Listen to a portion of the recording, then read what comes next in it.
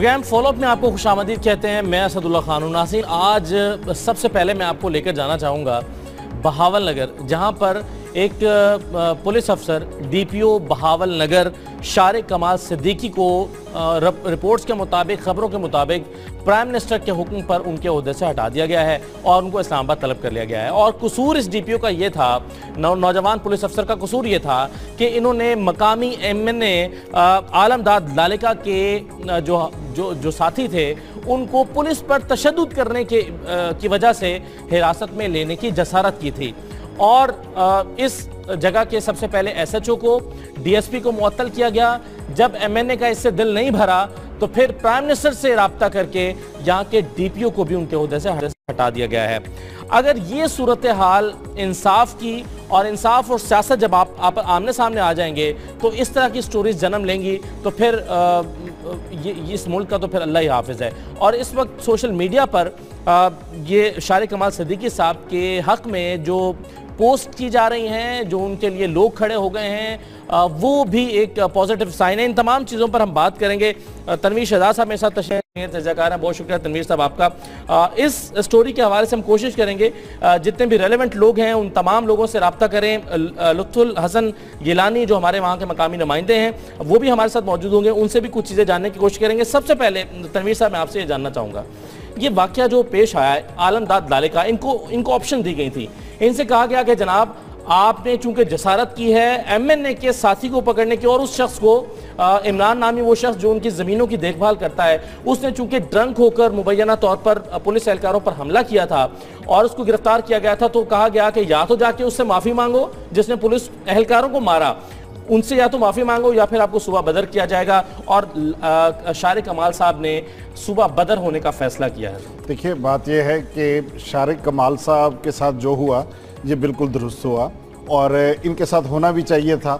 ये गरीब civilian force के एक नुमाइंदे थे। किसी हसास इदारे के किसी फ़र्द को ज़्यादती का निशाना बनाया होता आलमदाद लालिका ने, तो इंसाफ की फराहमी का जो मौके पे बंदोबस्त होता इनको पता चल जाता। बात यह है कि पनामा लीक्स की वजह से गवर्नमेंट दबाव में है। 40-50 एमएनएस के बारे में इतलात आ रही हैं कि नून लीग के जो हैं ये कोई बनाने जा रहे हैं फॉरवर्ड ब्लॉक। अब शारिक कमाल जैसे दयानतदार लोगों की हुकूमत को ज़रूरत नहीं है, उनको एमएनएस की ज़रूरत है। क्या इस पाकिस्तान में पुलिस पे तशद्दुद रोकना जुर्म है? क्या शराब पीने वाले को पकड़ना जुर्म है? क्या गिरफ्तारी के लिए एमएनए के डेरे के ऊपर छापा मारना ये जुर्म है?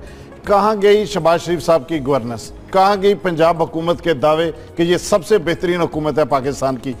देखिए, ये इस हुकूमत के मुंह के ऊपर जो गवर्नेंस का दावा करते हैं, गवर्नेंस के ऊपर तमाचा है। बात यह है, आलम लालिका कौन है?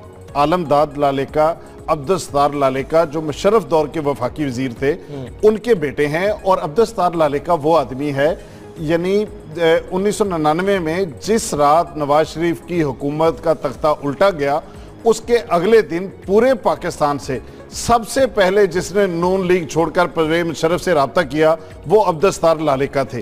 अब उनके बेटे जो हैं आलम लालिका, उनकी खातर नून लीग के लोग जो हैं वो एक प्रोफेशनल पुलिस अफसर को जो है, और ये है कौन, आलम लालिका के जो बहनोई हैं वसाल साहब, वो चीफ मिनिस्टर शहबाज शरीफ के पीएस हैं।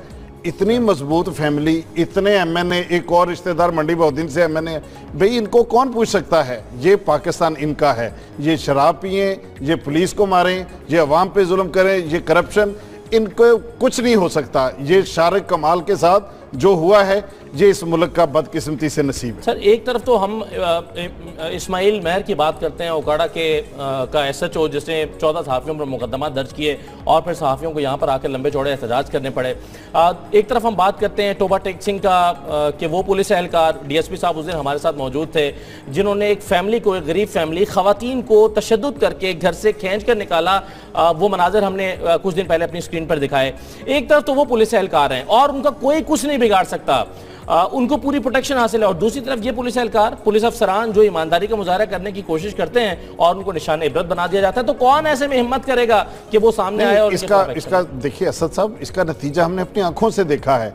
यहाँ का जो आईजी पंजाब है, जिसको छोटू गैंगमैन पुलिस की नाकामी के बाद नौकरी से फारिग कर देना चाहिए था, वो बजाय इसके कि हम उसको कुर्बानी का बकरा बनाते, वो शारिक कमाल जैसे अफसरों को चुन चुन कर एमएनएस के कहने के ऊपर जो है वो सुबह बदर करने पे जा रहा है। आप देखिए, इसमें मेरा कोई रोल नहीं है, ये एस्टैब्लिशमेंट डिवीजन से हुआ है, कॉम्पिटेंट अथॉरिटी ने किया है, मेरा इसमें, मैं मासूम आदमी हूं, मेरा कोई काम नहीं। बात ये है जी कि पुलिस फोर्स के मोराल के ऊपर क्या असर पड़ेगा? क्या आज के बाद किसी शराबी को पकड़ने की पुलिस जरूरत करेगी? क्या सारे डीपीओ के लिए ये मैसेज नहीं गया कि अपने अपने जो एमएनएज हैं वो जायज कहें नजायज कहें, उनकी बात माननी है? क्योंकि अगर बात ना मानी तो फिर आपको बलूचिस्तान ड्यूटी पे जाना पड़ेगा, आपकी फैमिली सफर करेगी। जो एमएनए कहते जाएं आप बात माने, नवाज शरीफ साहब भी उनकी बात मान रहे हैं, आप भी जसारत ना करें। देखिए, पुलिस फोर्स का मोराल मुसलसल गिरने की वजह से ना दहशतगर्दी पे पंजाब पे काबू पाया जा रहा है, ना छोटू गैंग को पकड़ सके हैं हम, उस तरह से पुलिस नाकाम हुई है। लोग किस तरीके से बेचारे, यहाँ क्या आईजी, जब तक यहाँ के आईजी को झाड़ें पड़ती हैं, मीटिंग में जो बुरा हाल इनका होता है, इसके बावजूद अभी उनको 3 लोग, इन्होंने चीफ मिनिस्टर ने कहा कि नया आईजी लेके आओ। तीनों ने कहा कि भाई साहब, मेरे पास नाम है उनके, उन्होंने कहा वज़ीर आला का हुक्म नहीं मानेंगे, जो असूल की बात होगी वो करेंगे। वज़ीर आला ने कहा आप अपने आराम कीजिए, यही आईजी पंजाब जो है ये अब चलते रहेंगे। नौकरी कर रहे हैं, वो कहें कि आप अपने डीपीओ को मुअत्तल करो, वो डीपीओ को कर देते हैं, फलां को ट्रांसफर करो, फलां को ट्रांसफर करेंगे। इस तरह सूबे नहीं चलते, इस तरह जमहूरियत बदनाम होती है, इस तरह अमन अमान का सूरत हाल जो है वो खराब होती है। मोहम्मद अली नेकोकारा याद है? वो एक और एग्जाम्पल है, वो एक और एग्जाम्पल है कि उसको जिस तरीके से डिसग्रेस करके जिस तरह से हटाया गया। देखिए, और आज तक वो इंसाफ के हुसूल में अपनी पेशियां भुगत रहे हैं, आज तक उनको उनके ओहदे पर कहीं पर आप देखिए कि हमने एज ए जर्नलिस्ट, मैंने तो अपनी जिंदगी में पुलिस वालों को कभी माफ नहीं किया। ये ह्यूमन राइट्स की वायलेशन करते हैं, हम इनको तनकीद का निशाना। अच्छा, मैं सर माजरत चाहूंगा, आलमदाद लालिका हमारे साथ मौजूद हैं, एमएनए। लालिका साहब, क्या ये दुरुस्त नहीं है कि आप इंसाफ की राह में रुकावट बने हैं और एक पुलिस अफसर जिसने एक ऐसे शख्स को, जिसने पुलिस पर हमला किया था, चाहे वो आपका साथी ही क्यों ना हो, आपने उनको उस पुलिस अफसर को हटवा दिया वज़ीर आज़म से कहकर? देखें जी, गुजारिश ये है कि मुझे सिर्फ शिकायत आप मीडिया वालों से ये है कि आप कहानी का एक रुख दिखाते हैं। नहीं सर, आप दूसरा रुख दिखाने के लिए तो आपसे राब्ता किया है। मेरी गुजारिश जरा आप मुझे मुकम्मल करने दीजिएगा जी। मेरे वालिद साहब 1985 में पहली दफा इलेक्ट हुए थे, ठीक, और 2004 तक, जब तक उनका इंतकाल नहीं हुआ, ही remained federal minister for 6 time. ठीक। और अपने पूरे करियर में उन्होंने एक इलेक्शन नहीं हारा। ठीक। ये अवाम की चाहत के बगैर और अवाम के एतमाद के बगैर ये चीज मुमकिन नहीं है। ठीक। मैं 25 साल से कुछ बड़ा हुआ तो मैं इलेक्ट हुआ।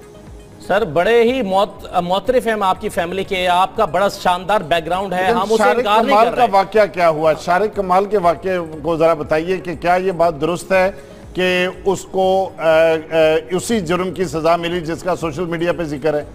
अच्छा, सोशल मीडिया पे पहले तो जिक्र ये है कि जी जो जिसने पुलिस को मारा वो मेरा गनमैन था। दूसरी बात, मैं ये क्लैरिफाई हमेशा करता रहा हूँ कि आप चेक कर लें, मैं आज तक ना मैंने गन कैरी किया ना गन मैन कैरी। नहीं सर, गन मैन का जिक्र नहीं है। इमरान साहब जो हैं वो आपकी जमीनों की देखभाल करते हैं, उनकी टेक केयर करते हैं, ये जिक्र आया है स्टोरीज में। नहीं, पहले वो भी आया ना, पहले वो भी आया। इमरान साहब जो हैं, इमरान साहब मेरे ठेकेदार हैं। ठेकेदार हर साल आपका तब्दील होता है। ठेकेदार की अपनी रिहाइश होती है, ठेकेदार का अपना घर बार होता है, वो सिर्फ आता है आपकी जमीन काश्त करता है और उसकी देखभाल। जिस ड्राइवर के साथ इमरान साहब की लड़ाई हुई, उनके साथ इनकी महफिल जो थी वो पहले भी थी। लड़ाई किस वजह से हुई उस बात का मुझे इल्म नहीं है। ठीक है, वो इतना मैटर भी नहीं कर रहा। जी। मगर अगर आपने उस इमरान को पकड़ना था तो आप पकड़ते उसके घर से जाके उसको। पुलिस, फोर्टाबास पुलिस, पूरे सर्कल की पुलिस को लेके